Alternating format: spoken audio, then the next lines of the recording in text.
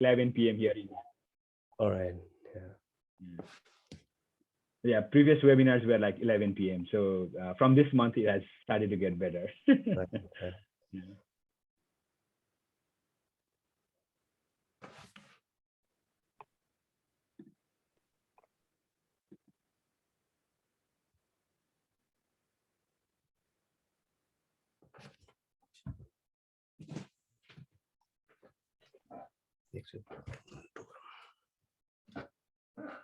बच्चाहरुको छुट्टी छ फेरि यहाँ धावा लावा देला भन्ने स्प्रिङ ब्रेक सुरु भयो है यिनीहरुको. Yeah, I mean, it's going to start here in Australia as well. Okay. From this week is the end of the end of this term. Yeah. Yeah, it started from today, so it's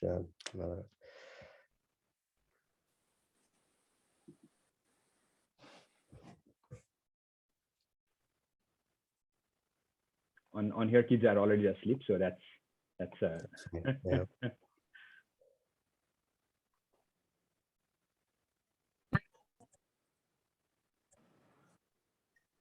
Okay, we are live on Facebook. Sudyumna, over to you.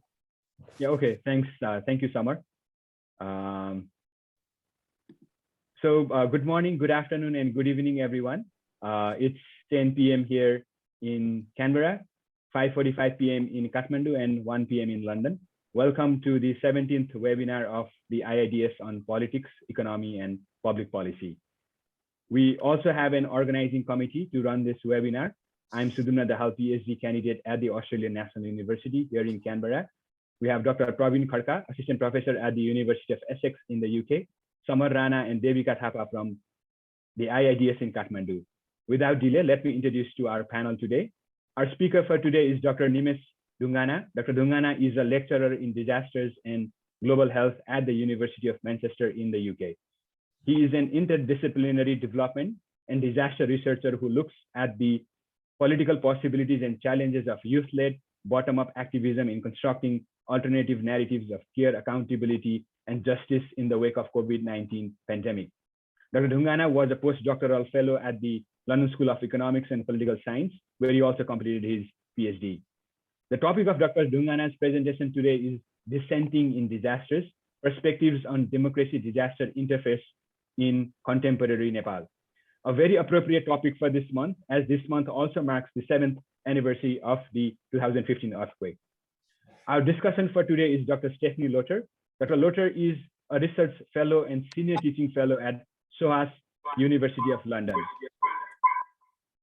She did her PhD in social anthropology from the University of Heidelberg. She is currently exploring the dynamics of heritage decision-making in post-conflict, post-earthquake Nepal.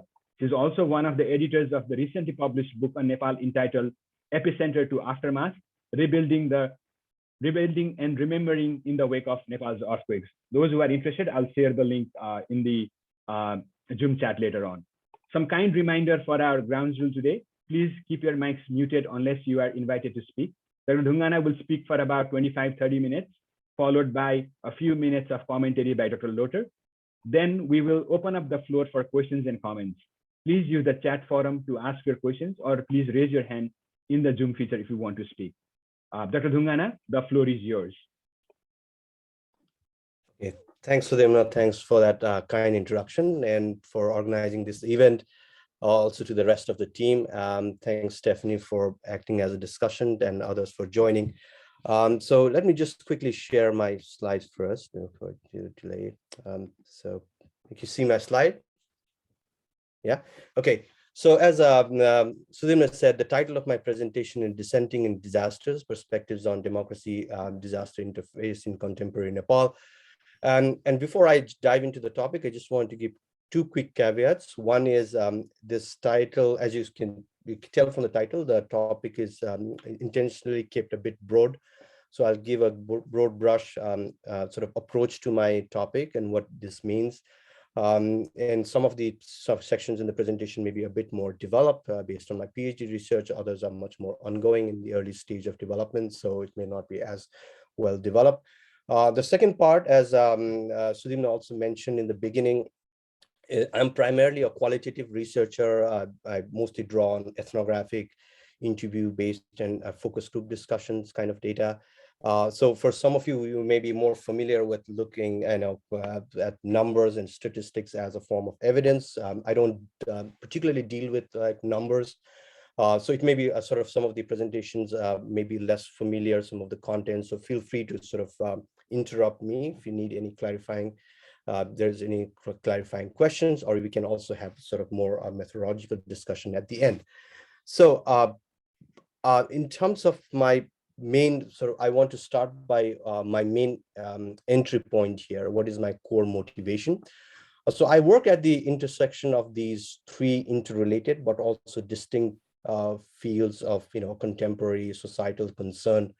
One is development, which is what I mean by in terms of human development. So it is from in this regard, we think about human development not just as economic well-being, but also political well-being. Often political well-being would lead to economic well-being, our ability to exercise our rights. So we also think about development in terms of much more dignified forms of development. So what does that mean?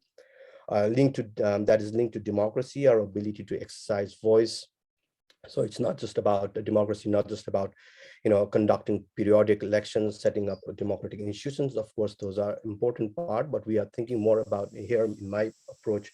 I tend to think about democracy as a much more participatory form of democracy, how in terms of our ability to create these different forms of participatory spaces, but also our ability to hold the power holders to account. So that's really important. Thirdly, and this is kind of less understood in terms of the interplay between disaster and democracy. So in terms of disaster, I tend to look at disaster in terms of how voicelessness or our political deprivation can actually create a condition for disaster, right? So disaster is much more in terms of a vulnerability approach. But at the same time, disasters can also be a site of, it's not just site of sort of suffering and deprivation and economic sort of woes, but it can also be a site of political possibilities. And that's something that I'll be looking at and I'll try to share in the rest of my presentation. So this is really the sort of this connected sort of areas that I am more motivated in, which I'll try to share in the rest of the presentation. Now, how does that really link to Nepal, right? So that is also important in terms of our empirical context. So why important to think about disaster and democracy? And there are a number of different ways in which we can think about it, but I will try to focus on three different reasons.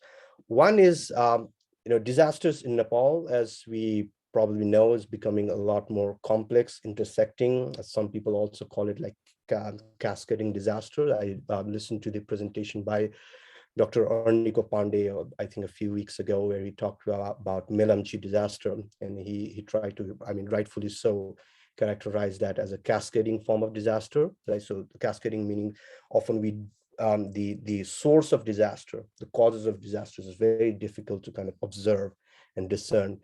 But at the same time, as I said, the disasters here, particularly if you look at, this is the data from 1970 to 2019, and certain forms of disasters are actually registering an increasing trend, particularly landslide and floods, and often they kind of intersect, right? So floods leading to landslides and vice versa. So we also need to think about how we approach disasters. Secondly, in terms of states' commitment, right? The state meaning like authority and policy sector, and what are their commitments? So we are increasingly seeing that the state actors are making promises about much more inclusive, democratic preparedness towards, but also response to disasters. Here's one example from post-disaster, the 2015 PDRF document, and which is explicitly mentioned about social audit, public hearing as a tool to give more sort of power to people, if you will, more authority to people to shape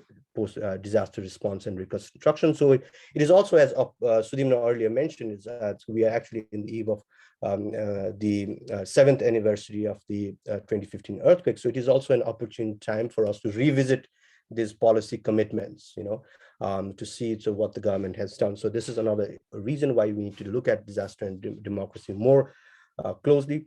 And thirdly, another interesting, I think a really important thing is that we are, it seems seemingly like Nepal, have this really more aggressive and sort of infrastructure-based form of development that is happening, right? And focused on roads, airports, a large-scale infrastructure. So that is one thing. But also that kind of development is increasingly coming under public scrutiny and contestation.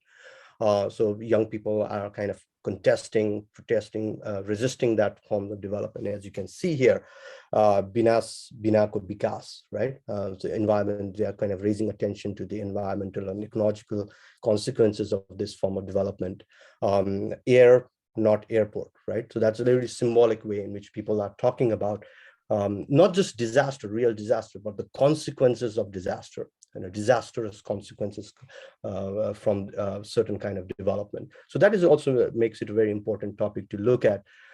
So how does that really link to the beyond Nepal? How does it, theoretically, the idea of disaster and democracy interface?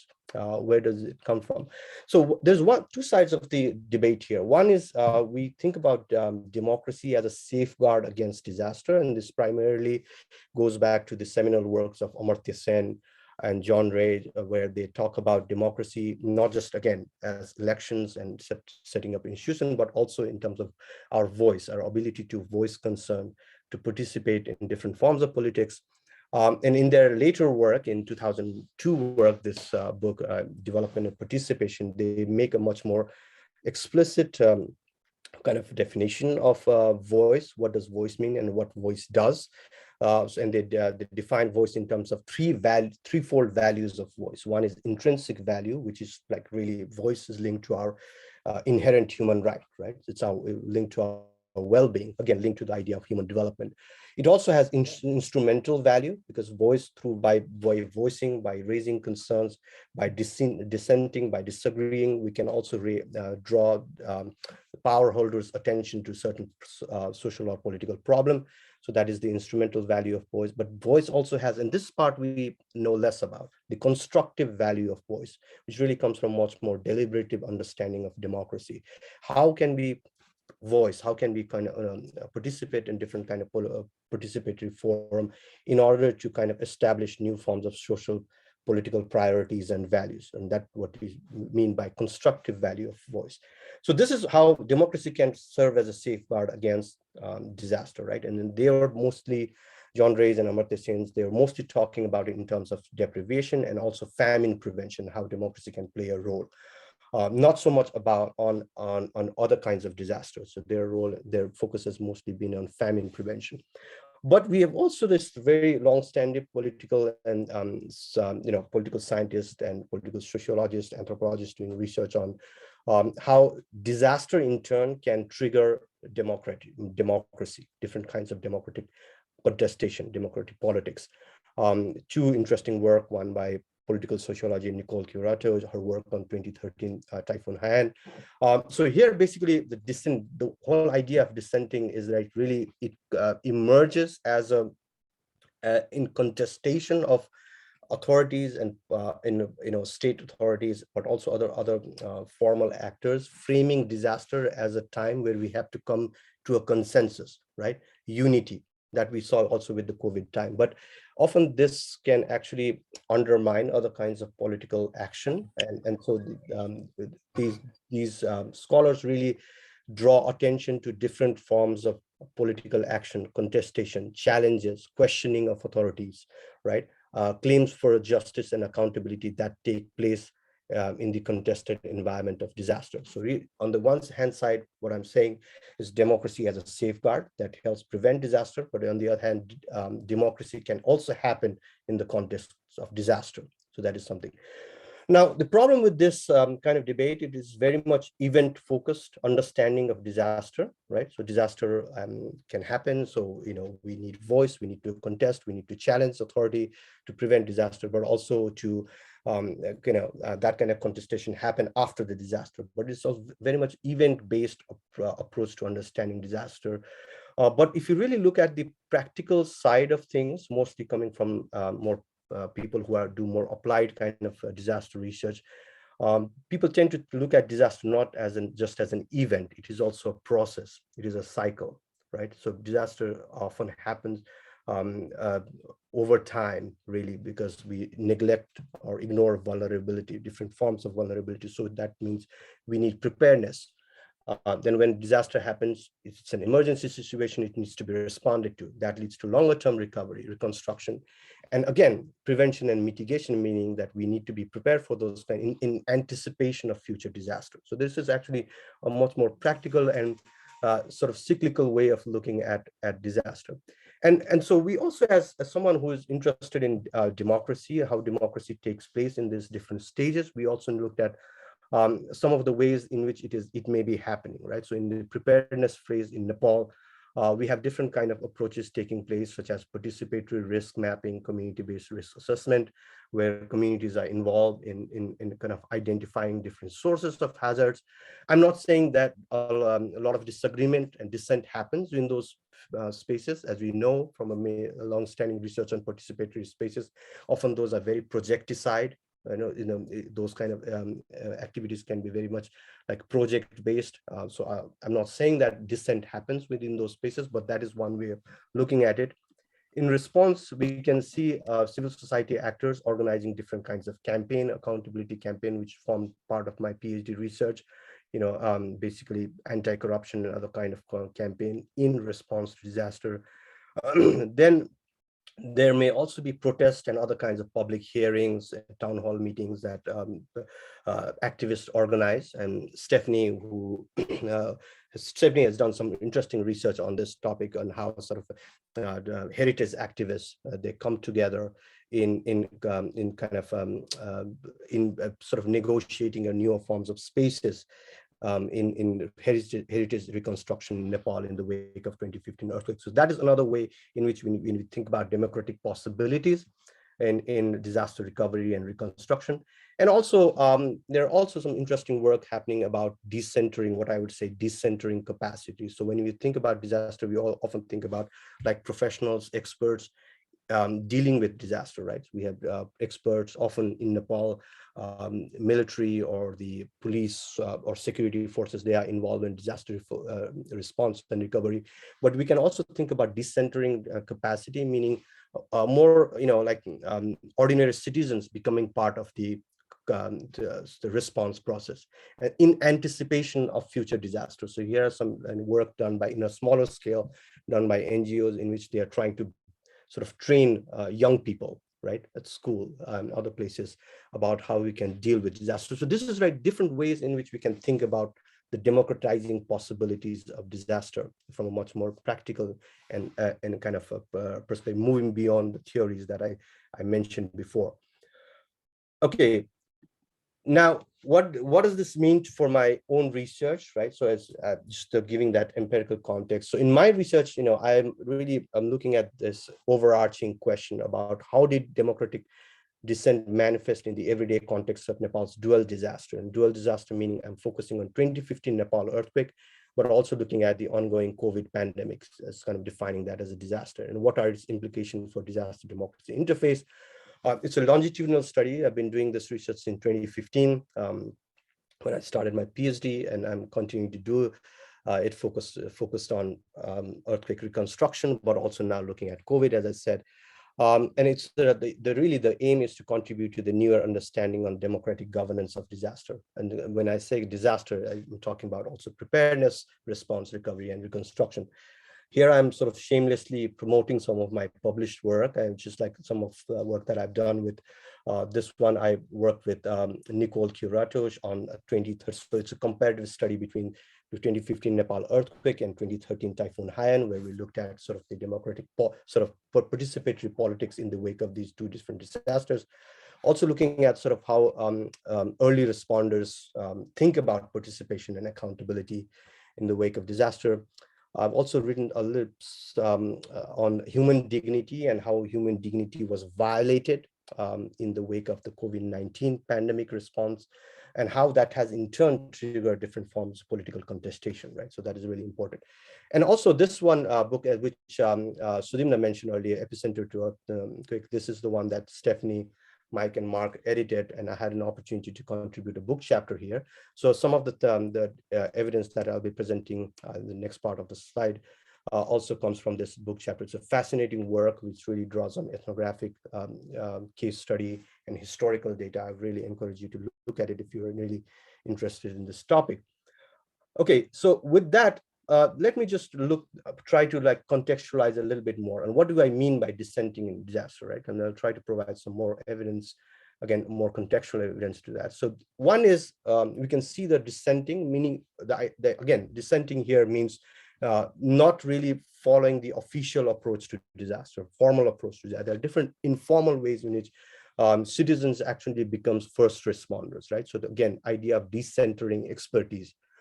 So that expertise can also be, citizens can also assume that form of expertise in disaster response. So your ordinary citizens are becoming rescuers and responders to 2015 Nepal earthquake. Some in other cases, it is also enabled by the proliferation of technology. So in this example, people are, there are people working as digital sort of humanitarian actors. There was a very interesting example of Kathmandu Living Labs, volunteers involved in Kathmandu Living Labs, organizing this kind of rescue and relief efforts, right? There are other ways in which we can also think about dissent, not agreeing, right? Contestation, so naming and shaming of power holders. Here's one example, this picture that went viral in the wake of 2015 earthquake, Kukur Neta Provesh Nishedhi Kshetra, right? So that's how people are dissenting. Petitions, people were organizing petitions, people in diaspora, but also in Nepal in different ways in which they were contesting, challenging the authority, questioning the response.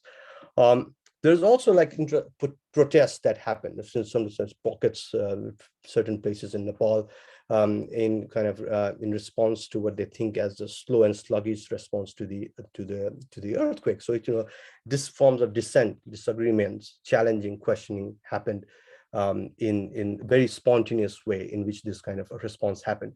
But also there were much more kind of formalized response, not agreeing, challenging, questioning the official response, accountability, anti-corruption campaign, one was organized by people who were involved in Martin Chotari. This one, Humanitarian Accountability Initiative, was one that was kind of much more longer term initiative organized by a small civil society group, an accountability lab, which also formed part of my case study for the PhD. So this was much more kind of organized way in which the state response was being challenged, formal response to the earthquake was being challenged. But also there are other ways in which also we can think about dissent. And here we, this is this idea of horizontal scrutiny. So the parliamentary committee is being activated, the parliamentary being sort of questioning the approach and the response taken by the National Reconstruction Authority, how the response was being dealt with. National Human Rights Commission, it organized monitoring efforts, investigation into how the response was being carried out. So there are different ways in which how the executive body, the government, was handling the response was being questioned, challenged by different groups in a much more sort of organized manner. So this is another way in which we think about dissent. But we also have to look at how the authorities are kind of framing this crisis, how they understand not crisis, but the criticisms and different kind of challenges that are contestations that happen in the wake of disasters. And there are different ways in which we can look at it. One is, the Prime Minister Sushil Koirala at that time, he had to make a much more explicit stance on, he mentioned misuse of relief fund will not be tolerated. So that came as in response to people's criticism, their concern about the misuse and corruption of a relief fund. So he had to make a very much explicit point about that. The other case, it was a bit more ambiguous. So this is actually comes from an article that was written by Lilamani Paudel, who was the chief secretary at that time, and he was responsible for coordinating the response. And he wrote an article in English in My Republica, which is actually also went viral.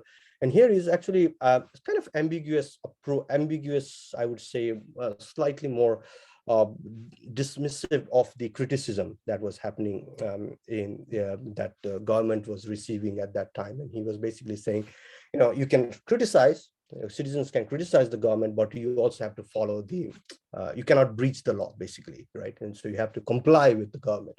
So it's actually one way of looking at it. And thirdly, the government and the post-disaster need assessment document, a major policy document that came out 2 to 3 months after the earthquake, it also made a very explicit point about strengthening accountability, ensuring the participation of the most vulnerable affected population. So there was explicit reference to participation and accountability in this policy document. No, so I'm not claiming, because I'm a qualitative researcher, I'm not saying that there's a causal link between, how the criticism leading to this kind of policy response, but we have to look at how citizens are criticizing the government, but and at the same time, what is the state's take on these different kind of criticism, right? There are different ways in which we can think about it. And it's also maybe a subject of investigation. Why PDNA document actually explicitly mentioned this? Then the other question is like the longitudinal approach here. And so you may also have this question, okay, did it only happen in 2015 Nepal earthquake? Does it happen in other forms of disaster? And that's where the idea of longitudinally looking at disaster comes in. And my second case study, I'm looking at the COVID-19 pandemic. Did it also kind of trigger similar kind of criticism, public contestation, disagreements, how the government is dealing with it? And we can also see some interesting examples here in the COVID-19 pandemic, and particularly activation of different kinds of migrant networks. They are also actually protesting and demonstrating. Here is one example in UAE. Nepali workers protesting outside the embassy in UAE, basically drawing the government's attention to the difficulties facing by the migrants, but also claiming their right to return home, because the airport was closed and the returning migrants were not allowed to be to return to the country. So they're basically claiming their right to return to the country through these different efforts. Protests by migrants in defiance of government-imposed quarantine facilities in different parts, particularly in the border area, when you may have seen that, the returning migrants from India, they faced massive sort of issue in terms of the violation of their rights and dignity. And in response to that, migrants were actually protesting. They defied, they ran away from some of these quarantine facilities, calling them extremely inhuman sort of living conditions, right? There are also other protests that were led by youth and sort of intense media scrutiny of the government response. So this is another interesting way of looking at how young people are actually organizing demonstration and protest under this banner of enough is enough. That happened, I think, in 2020 summer, right? And that actually forced the government to reach to this 12-point deal after the 12 days of hunger strike. So it's not that the government is just being a mute spectator of this. Government is actually engaging, responding. To what extent that agreement led to changes in policy, another thing, that's a different question, but actually the government is paying attention to this kind of criticisms from and protests and sort of a disagreement from the public as well as the society at large. We also see, just like in the case of 2015 Nepal earthquake, other democratic institutions being activated, like the Supreme Court saying, basically making this ruling in response to the petition filed by the legal advocates to bring back migrants, Nepalis stranded in foreign lands, right?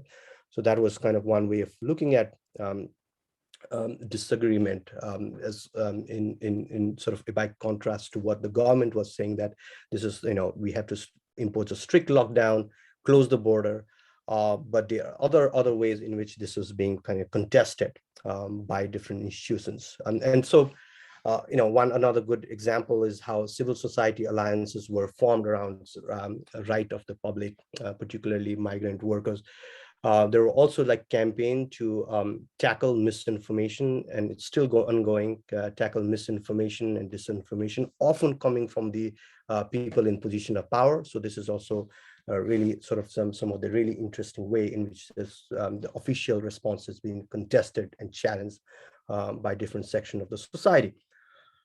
Now, how does that, so that is like the sort of the overall general context. And as ethnographer, I would also like to present some different ways in which this kind of dissent is happening in the everyday context of disaster in the field, in the at the local level, and also talk a little bit about the rich, sort of the nature, reach, and limitations of dissent. What do we mean by that? And this primarily comes from my ethnographic work in the wake of 2015 Nepal earthquake. I'm also doing some sort of participatory kind of research with youth activists in Nepal who are involved in responding to the COVID pandemic. This has been, I haven't had a chance to do much like field-based ethnographic research because of the travel restriction and other things, but I'm doing more of that online right now. So much of what I'll be presenting the next few slides will primarily come from these different meetings, public hearings, workshops, community-based reconstruction that was held in Sakhu in Nepal. It's I'm sure all of you know Sakhu, so that was like widely hit by the 2015 earthquake. But it also raised a different kind of possibilities of reconstruction because it's a major site of cultural and religious significance. So this primarily comes from my ethnographic work there, but also I did some ethnographic work in Kathmandu. It's obviously a center of policy making and administration. So what did I find, right? So in attending this meeting. So one is really how these meetings, actually the public spaces, again, that serve as a space for disagreement, dissent, questioning and challenging authority. But at the same time, it is also a space to confront indifference that happens and neglect that the citizens are facing. So this one example in which the participant of this meeting was saying that calling citizens as elephants and who have been affected by the disaster, and then characterizing authorities, power holders as foxes and jackals who are taking advantage of citizens who have been affected, who are going through this massive social and economic deprivation. Government has done nothing, let's go there. So the people are also using this kind of spaces to organize themselves and actually going to the, calling people to go to the authority to protest and demonstrate. So this is actually serving as a space for organizing, but also questioning. There are also different ways in which civil society actors, they were organizing these meetings, also in some cases going to more, so this is a picture of housing reconstruction and recovery platform. This is a regular meeting that took place, and in some of those meetings saw civil society actors, heritage activists going to those meetings, and really in this case demanding action from below. Meaning, as you probably know, in the wake of 2015 earthquake, there was no local representative because we hadn't had local election for almost 2 decades, and that created a sort of a power vacuum at the local level. People were organizing those meetings. There were different kinds of meetings, but they didn't know who would be the actual authority to respond to those local concerns. And so one of the major things that came out where people are actually really claiming that their concerns are addressed, responded to at the local level. So this is one example. We need more access to the local government, the municipality, because that is our primary point of contact, right? So it's not the central level government, it's actually the local level where they are actually demanding more access and as their primary point of contact. It's not just about, so my research is not just about celebrating the idea of disagreement and dissent in the wake of disaster or in preventing disaster, but there are also a lot of limitations in which dissenting takes place. Because this idea of cost of dissent basically means when people are disagreeing, dissenting, challenging the authority, they also have to think about the political and social cost of dissent. So this is one example, just to give you a context. After the earthquake in 2015, the government has actually committed to sort of setting up grievance handling mechanism, which the National Reconstruction Authority at the end it did set up those mechanisms. But when I asked people, like, are you complaining about your sort of problems or the kind of grievances through this formal system? It was not actually implemented at this time, but people were very skeptical about sort of lodging their complaint through this formal system. And here you can see the local communities did not want to invite confrontation by complaining about people they know. So a lot of people at the local level, officials, they are from the local, so they didn't want this to have some kind of a social and political backlash by complaining about people who they know, right? So that is one thing. And this is not just my research. Some people, other scholars who worked on public health and looked at the unfolding of public hearing at the local level, they've also looked at this issue, how people hesitate to actually voice their concerns in this public hearing for the fear of backlash from people in position of power. There's also quite a bit of cynicism towards localized dissent. So people who actually participated in these different meetings, who've organized this meeting in some cases, they've also started to become a bit more cynical. So in this one example, this came from one of the like really active community members in Sakho who I interviewed. So he was very active, he really participated, he organized many of these meetings, but then he kind of started losing hope about these meetings actually leading to any kind of transformative changes. So here he was saying, actually this is a probe, Nozanne gaunko bato nosodnu. So this is actually, translated as, it is like, don't ask the way of the village you are not traveling to. So what he's basically saying is that these meetings, they happen, people raise their concern, their voice, but he doesn't have much hope that that would actually lead to any kind of change. So there's quite a bit of cynicism. Also, people are not sure like who the authority is, who actual sort of people in power who are supposed to be responding to these concerns, local concerns. So they may disagree, they may dissent, they may voice, but they're not sure if they're actually sort of talking to the people who are actually supposed to be responding to those voices. So who is the authority here, right, in those forum. So that's really sort of some of the, so this is basically my final slide.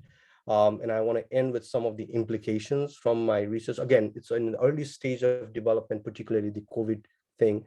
But generally, what does this mean? So theoretically, the implication of this, looking at dissent in the context of disaster, one is, I would argue that dissenting in disaster is not a distraction, right? So often the authorities or the people in position of power tend to see dissent and criticism, disagreements from the official position as a form of interference or even distraction. But when we think about it through the lens of democracy, particularly participatory democracy, dissenting is our inherent sort of a fundamental human right. And it cannot be suspended even in times of unprecedented disaster. So this is actually not a distraction, but it also has an instrumental value. If you really some form of instrumental and constructive value, if you go back to what I was saying about work of Amartya Sen and John Reyes, in terms of working as a warning sensor to prevent power holders from becoming complacently irresponsible. So this is really prevents this kind of dissent, really helps authorities from being indifferent towards public public criticism, but also other different kinds of issues facing the communities. So it also has that kind of instrumental sort of value.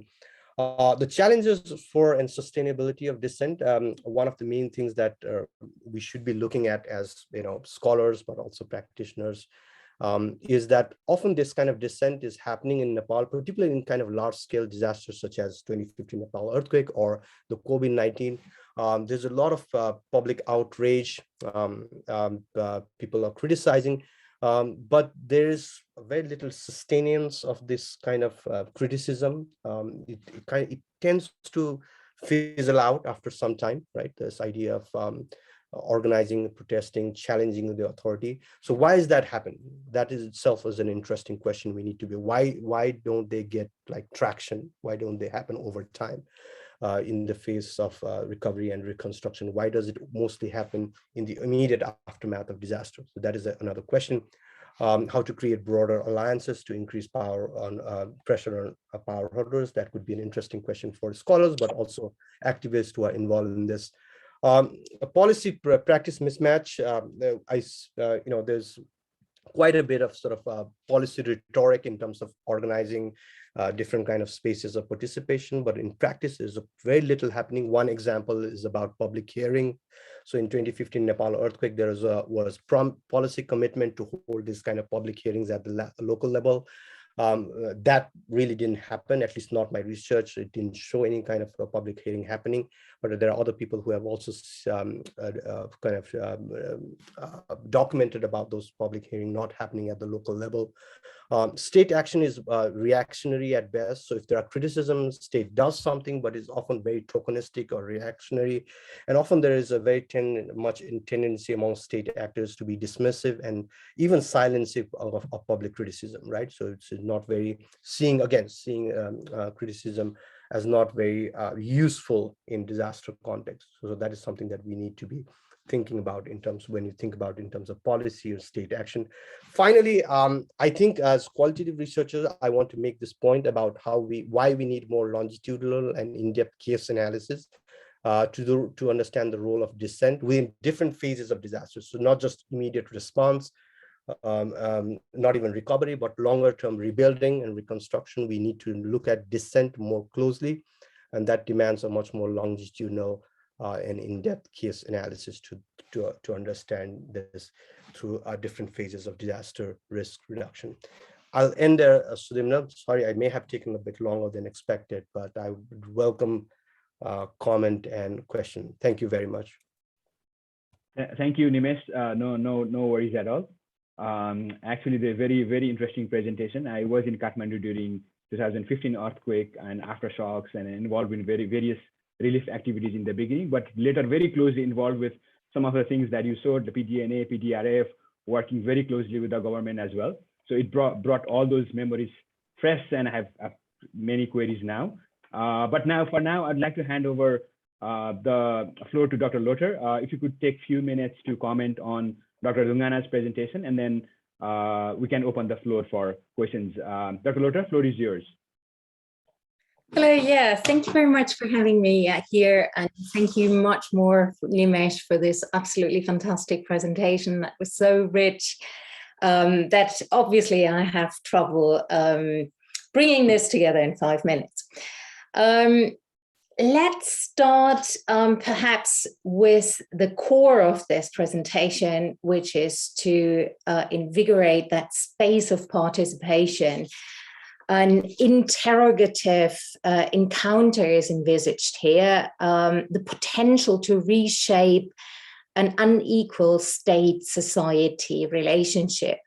And here is where Nimesh's very strong point is sitting, but also perhaps a slight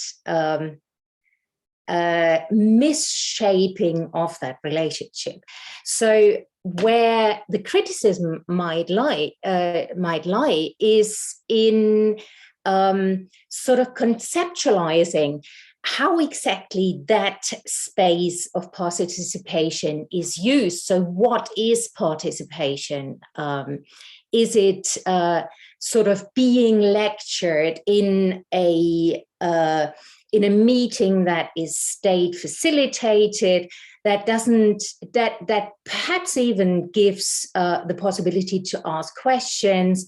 And that is one of the strengths of his publication in our book, where he then says, well, this isn't about tokenism. It isn't about sort of consultation that doesn't lead anywhere. It is about citizen power. And that is the interesting thing. So how to create a citizen power that can actually then have an effect. And here is perhaps the slight weakness in it. So how can partnerships be formed in these spaces of participation that are lasting and that are actually reshaping and challenging how you can go forward after a disaster? So how do you create partnerships where local people have not only the right to voice their concerns, but to actually shape change with delegated powers, take over, so to speak, citizen control. And that is where, you know, I think topic-wise, the most fascinating question lies. But back to the really brilliant presentation, which started off with disasters bear democratic possibilities despite the complex relationship with democracy. And then moving on to the role and the reach of dissent, there was a beautiful definition of what dissent is actually thought to be here, as in the ability to transform and to open up possibilities. Now, where is this happening? Is it within the alleviation of distrust, or is it even the unfounded allegations that need to be addressed, or is it the government's deficit that needs to be addressed through taking over citizen participation and kind of co-opting it? So that was beautifully outlined, and also obviously the two different ways that one could go forward within disaster studies, whether to see sort of the role of the state as safeguarding, or to see the disaster as this catalyst, as this changing possibility that can then create partaking and participation, lead to more accountability, and create very different conditions for disaster, as in disaster preparedness. So the decentering of capacity was another very strong point, whereby, you know, disasters can trigger the more democratic relationships, and citizens can become part of the response, not just in being listened to, but actually as first responders, or as those who actually then challenge the state. The violation of dignity, I think, could have been perhaps more outlined, or maybe I was slacking here. Then what I found absolutely fantastic were the examples of citizen taking over responsibilities and being creative and sort of facilitating and helping the state along to change. Fascinating. So the examples of the living lab that we all know, of course, and the kind of relationship of auditing, you know, that could be transferred to citizens and voluntary groups, or any kind of civil society organization. So the alliances that could be formed, that was what Nimesh was looking at very much. And the commissions inside the state, but also beyond, you know, inside the state, as in, you know, using all legal means and possibilities to make sure that, you know, everything is accountable. Or even to hand out as then, or accept, you know, possibilities and organizations such as the Living Lab to not only perhaps commission, but also to accept that there is something that could be useful. And then I was wondering whether that should then relate perhaps to Catherine Mard's idea of the DIY approach in disaster management, which, you know, takes into account that, within a bureaucratic system, good people are trapped often in bad structures, and you have to facilitate and help along.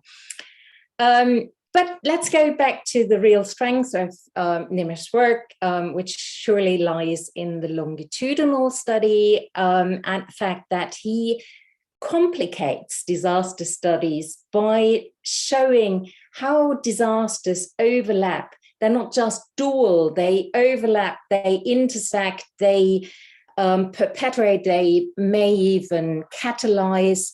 And if we look at the moment at Sri Lanka, then obviously we see that one thing triggers, but it is a relationship of many things that lead to a real disaster. Which is also obviously within disaster studies, a big discussion over where is the disaster? Is the disaster the event or is it the aftermath?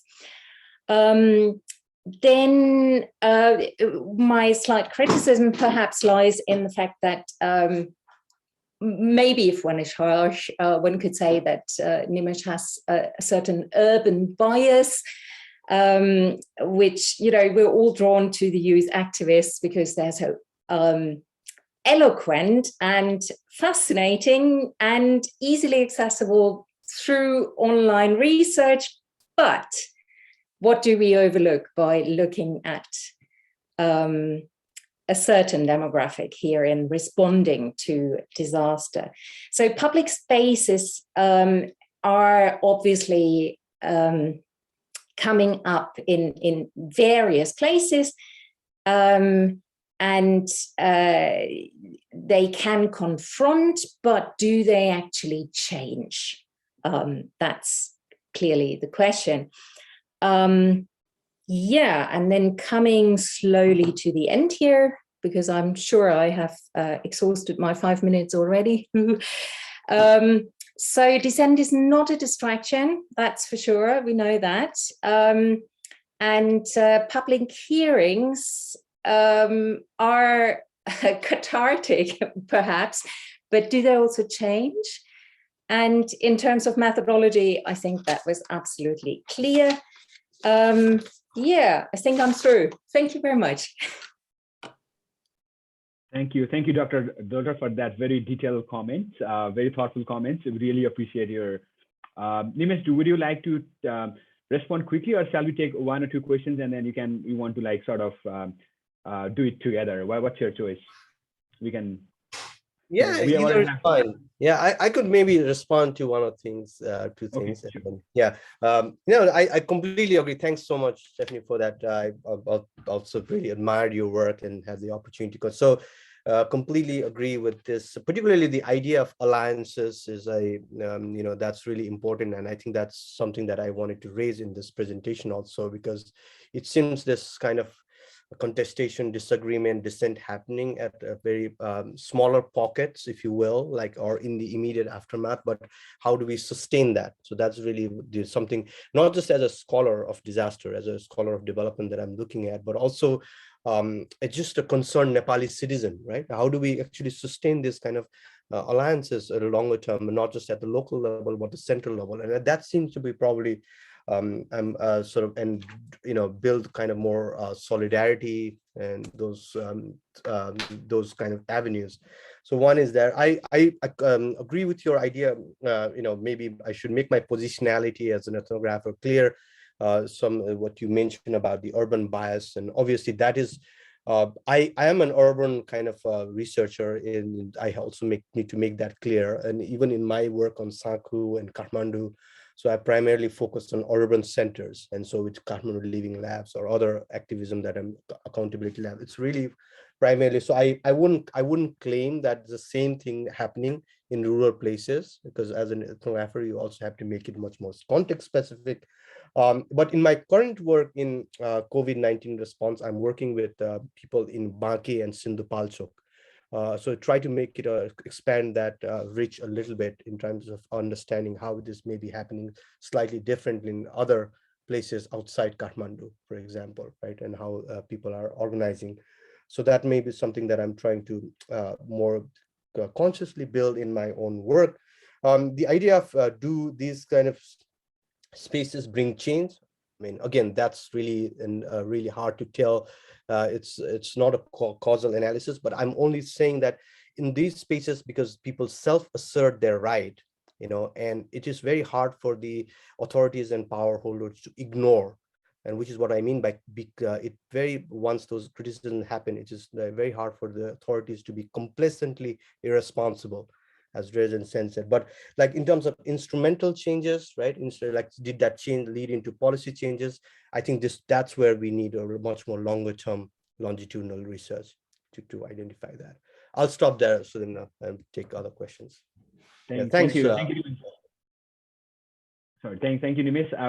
We had someone, but I think he got disconnected, or I think I see him. Prem Awastiji, would you? I think you had raised a hand. Would you like to take the floor? Sure. Thank you very much for the opportunity. Firstly, thank you very much, Dr. Nimesh. It was educating, enlightening, and what you presented, I learned lot of takeaways for me, particularly how you intersect human development, democracy, and disaster. Disaster as a democratic catalyst. Actually, I raised hand and I lowered whether it was a proper question or not. I was not confident enough. But yeah, as you gave me opportunity, certainly I will ask. Disaster as a democratic catalyst, very interesting. You presented a lot of evidence, and yeah, there are really a good initiative as a citizen. I'm just curious if you looked into more kind of response part. Usually there are recipients, perceived as a beneficiary, not as agencies, and there is this afno manche. Usually that if you have afno manche is someone who is your people. In social media or in influential or diaspora, so you get relief. If you don't have afno manche, then usually the rhetoric is, distribute to all or don't.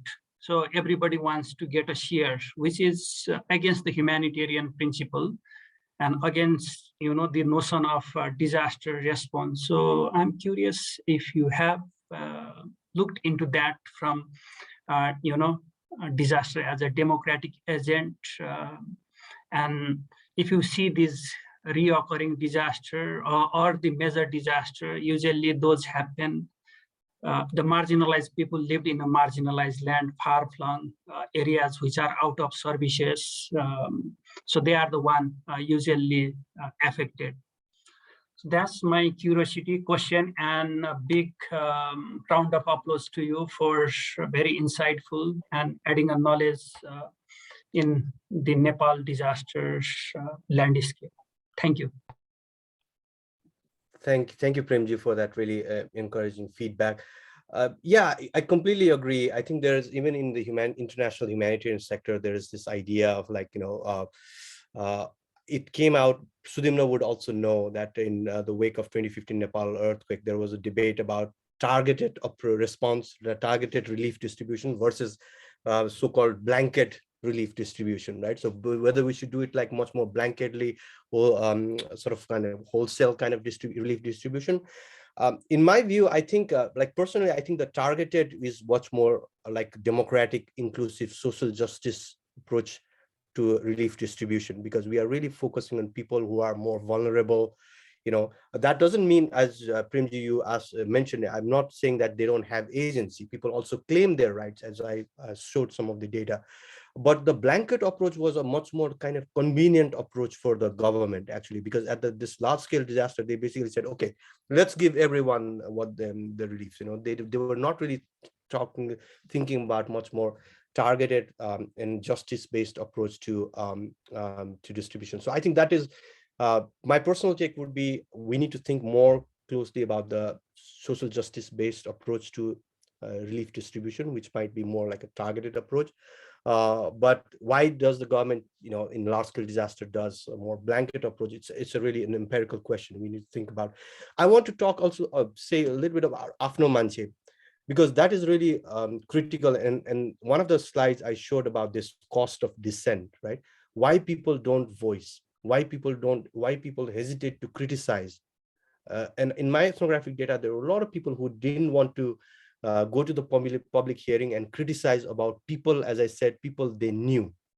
आफ्नो मान्छेको बारेमा त नराम्रो कुरा भन्नु, I mean, people are really hesitant because that might cost them the social relationship if they, so it's many places, and this is not just my research, but also other people have also done this research, because in Nepal ma चाहिँ आफ्नो मान्छे हुन्छ, अब local elected representative पनि त आफ्नै मान्छे हुन्छ नि, हैन, अधिकांश. So त्यस्तो ठाउँमा चाहिँ how do people actually voice, criticize? So that is really sort of people, when they criticize, particularly people who are disadvantaged, एकदमै ठुलो risk, okay, the voice. So often what we say is that official, so now if you look at National Reconstruction Authority, it had set up the grievance handling mechanism, and it claims that it got over 630,000 grievances through its formal system. And it kind of very proudly says that it kind of handled all those 630,000. I'm really curious. It's like astounding, 630,000 grievances and how it actually handled it. We don't know actually what kind of grievances were there, Costco against those grievances. So I think my take would be, when they make those kind of complaint grievances, people also have to take into consideration other social, political connections. Because often that might invite backlash, that might cost them other kind of relationships. So I think that is where we need to take a much more critical approach to the idea of dissent, of disagreement, complaining. I'll stop there. Yeah. Nimesh, I mean, the one, I mean, because I was in the middle of all those happening at that time. So one thing that was really worrying at that time was, when we were at that center, was like whether Nepal's reconstruction would sort of go to a Haiti sort of situation, right? I mean, even after so many years, I mean, things were pretty grim in Haiti. But if you look back, I think, I mean, it took a lot of time, and I mean, it took 2 years to actually even start distributing the grant to NRI to be established properly, and all, and political transition in between. So, but I mean, it looks, I mean, we didn't reach, I mean, the fear that we had at the time actually didn't come true, right? We didn't become Haiti, right? So I mean, there are probably some things that went right. So I was wondering, I mean, in this grand scheme of thing, what went right? One, I mean, probably this is not but probably the citizens' engagement that you are saying, probably that played a role in some of these things that has happened, right? That's one. And whether you have like, I mean, in your field, if you have done a cross-country sort of like, I mean, Haiti, I don't know other disasters, like, I mean, PNG, I mean, Fiji, I mean, with these big disasters happen, and then how they actually, people get, I mean, engaged, and how this is done, right? So have you done a cross-country kind of work, and then see where Nepal fits into this whole spectrum, right? That's my first thing. Second, I was thinking, I think it didn't come out in the books and even in your research. I mean, you talk about sort of the disaster and democracy. One of the big things that happened was the promulgation of constitution, and fallout after that, the Madesh, and then the so on, the India's role and all. So I don't see that sort of much being in the research happening on that side, right? I mean, maybe I'm now out of this thing, so don't know much, but I wonder, because you also didn't bring that up in any of the sort of like on the disaster and democracy stuff. So I was wondering where this all fits into that, the whole idea. That was my second query. Yeah. Excellent question, Sudyumna. Really spot on.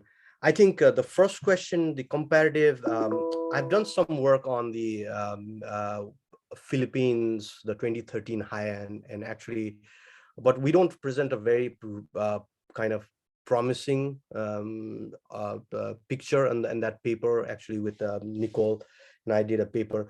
But that said, I think there is still, compared to Haiti, For example, I think your assessment is quite correct. Like, although I'm not saying that there's some interesting work on Haiti and how people organized and there were alliances and criticism and social movements in the wake of Haiti earthquake, but probably that merits another investigation. But in Nepal, I think there was a lot more stronger alliances, criticism. As I showed, it was not just the people doing that. It also is like there was a parliamentary scrutiny, right? There was like Human Rights Commission.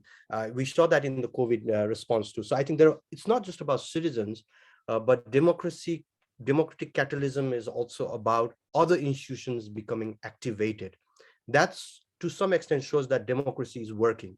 It's like even in disasters, democracy is working. So I think it would be an interesting case to look at. I teach a lot about Haiti, but I haven't really done that. But I think I would, from my limited research, I would argue that did play a role in Nepal. Both in terms of the absolutely critical, the large the macro level political changes, the promulgation of constitution in September 2015. After the long impasse and deadlock, people have actually, Stefanie would know, so the people have actually done some research on that, whether the 2015 earthquake actually served as a catalyst to promulgate the constitution on time, and they tend to argue that it did play a role, right? But I tend to think it's much more complicated than that, like especially in the promulgation of constitution, and then how that triggered the Madhes Andolan and other thing, right? So it did come out in my research, like how that affected people's recovery, how it made things difficult at the local level in Sakhu also, like lack of basic things such as gas. But it really did not slightly beyond the scope of my research thing. But that, if you look at it slightly in terms of disaster politics, how disaster can trigger different kind of politics, that is definitely a case, and that is really something worth looking at. But it's people have looked into that, but really it was slightly beyond the scope of my research. Nevertheless, very important topic. Thank you, Nimesh. Anyone on the audience to if any queries, then we can take. We still have about I don't know, 6-7 minutes. So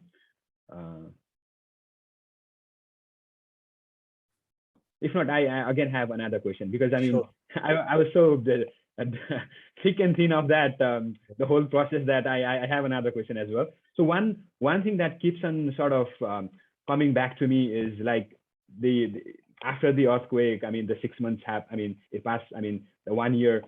So there was, I mean, so I think that I think this goes to the one slide that you showed about the prevention, the preparedness, and also probably links with why there is no sustenance of that, and not just in terms of debate, but as a Nepali, that the earthquakes are going to happen, the disasters are going to happen. So many disasters keep on happening now. The new has started as well, right? In terms of like glacier outburst or the fires that are now coming up. I think that it was last year or the year before, the Dahal all in the Churi area and all in area. So many disasters happening, but the preparation and preparedness from the citizen itself, right? I mean, okay, we take the state and the government from on one side, but as a citizen, I don't see that. I mean, the houses are now rampantly built in Kathmandu. The bigger, the taller, even some of the regulations that the government has imposed, citizens actually don't want to abide by that, right? I mean, which is for their own safety. So where is that going wrong as well? So that's, I think, another sort of aspect that keeps on sort of bothering me. The moment I land in Kathmandu through the plane, that keeps on striking me in my head. So that's another thing. Absolutely, I think so. We also have to, again, as Stefanie was already mentioning it, when you look at this issue, we have to look at it in terms of state-societal relations. And so my point is not just to kind of put a blame on state, but also how that is happening, how citizens see themselves as their role in disaster preparedness, right? And so that is what I try to link it in terms of decentering expertise. So that's where we also, as citizens, we also need to think about how we can be expert in disaster preparedness. People have, I mean, other more disaster-prone countries such as Philippines, Chile, Japan.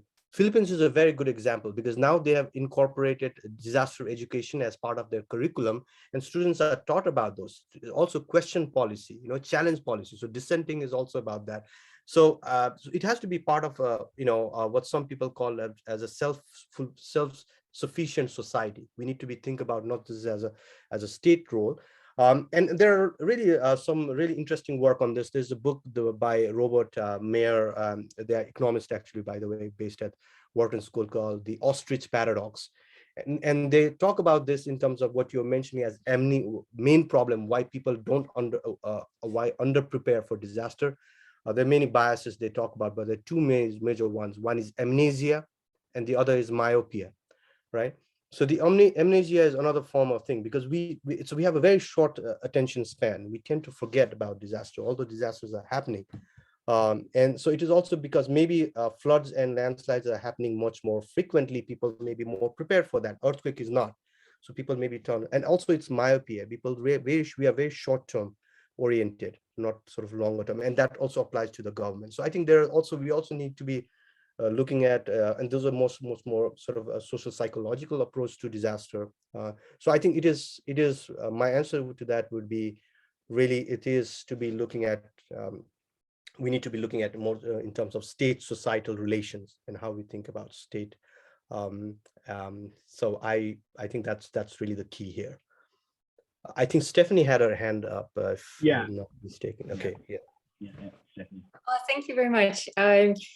Yeah, I mean, I find your idea of the societal cost of dissent absolutely fascinating. But what I wonder is, can't we have an inbuilt process to trigger action here? That may, maybe it's a question of process, and if Afnamanche prevents us from being critical, but allows us to be cynical, then maybe anonymity could change something. So why don't we address the process of voicing here? Yeah. No, absolutely. I think that's really, anonymity could be one. So I'm not sure the National Reconstruction Authority, when they set up the grievance handling mechanism, I doubt if it was anonymous. So that may have also kind of prevented certain people from lodging the complaint. But as a qualitative researcher, I would also say, we should be thinking about different ways of documenting dissent.